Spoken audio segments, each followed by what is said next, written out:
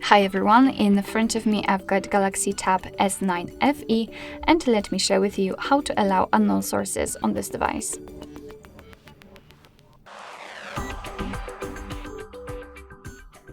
So let's start with opening the settings, and here in this left section let's scroll down to find the apps. Let's tap on this option.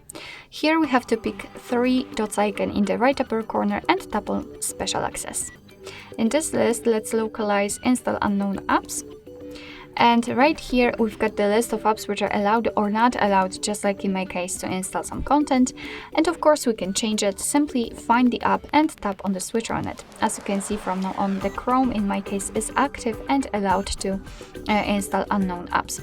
Be aware that you're doing it on your own responsibility, because some third-party apps aren't verified by the developer, so you may put your data and actually whole device at risk. So really remember about that and choose the apps wisely. Of course, you can always remove previously granted permissions. Simply tap on the switcher again, and from now on this option is inactive. Alright, so that will be all. Thank you so much for watching. I hope that this video was helpful, and if it was, please hit the subscribe button and leave the thumbs up.